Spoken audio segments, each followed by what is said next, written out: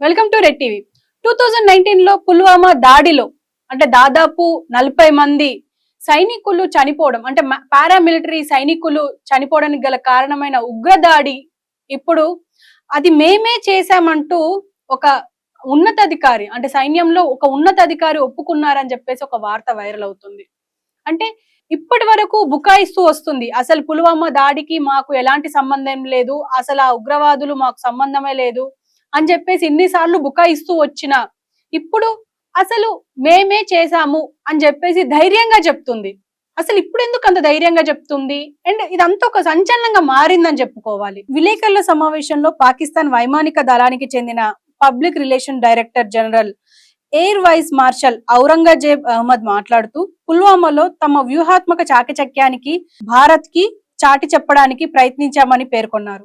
ఈ సమావేశంలో పాకిస్తాన్ సైన్యానికి చెందిన inter services public relations ASPR director general lieutenant general Ahmed Sharif Chaudhry, నౌకాదళ ప్రతినిధి కూడా పాల్గొన్నారు. ఔరంగజేబ్ అహ్మద్ మాట్లాడుతూ పాకిస్తాన్ గగనతలం, భూభాగం, జలాలు లేదా ప్రజలకు ముప్పు వాటిల్లితే రాజీపడే ప్రసక్తే లేదని తేల్చి చెప్పారు. నిజానికి తాము రుణపడి ఉన్నామని చెప్పారు. పాకిస్తానీ ప్రజలు తమ సాయుధ బలగాలపై ఉంచిన నమ్మకాన్ని తాము ఎల్లప్పుడూ అన్ని పరిస్థితుల్లోనూ కాపాడతామని స్పష్టం చేశారు. పుల్వామాలో మా వ్యూహాత్మక చాకచక్యంతో దాన్ని తెలియజేయడానికి ప్రయత్నించామని, ఇప్పుడు తమ కార్యాచరణ పురోగతిని, వ్యూహాత్మక చతురతను ప్రదర్శించామని పేర్కొన్నారు. ఈ వ్యాఖ్యలు పుల్వామా దాడిలో పాక్ ప్రమేయాన్ని అంగీకరించడమే కాకుండా ఏప్రిల్ 22న జరిగిన పహల్గాం దాడి విషయంలో కూడా పాకిస్తాన్ అనుసరిస్తున్న వైఖరిని చెప్పకనే చెబుతున్నాయి. పుల్వామా దాడి జరిగిన నాటి నుంచి పాకిస్తాన్ తమ ప్రమేయం లేదని వాదిస్తూ వచ్చింది. జైషే అహ్మద్ అంటే JEM ఉగ్రవాద సంస్థ ఈ దాడికి బాధ్యత వహించినప్పటికీ నాటి పాకిస్తాన్ ప్రధాని ఇమ్రాన్ ఖాన్ ఈ దాడిని తీవ్రంగా ఖండించారు. కానీ తమ సైనిక ప్రమేయాన్ని తిరస్కరించారు. భారత్ అనేక ఆధారాలు సమర్పించినప్పటికీ పాకిస్తాన్ వాటిని తోసిపుచ్చుతూ వచ్చింది. దాడి చేసిన ఆత్మాహుతి దళ సభ్యుడు అదిల్ అహ్మద్ దార్ ను కూడా జైషే అహ్మద్ తో ముడిపెడుతూ భారత్ ఇచ్చిన నివేదికను కూడా పాక్ పట్టించుకోలేదు.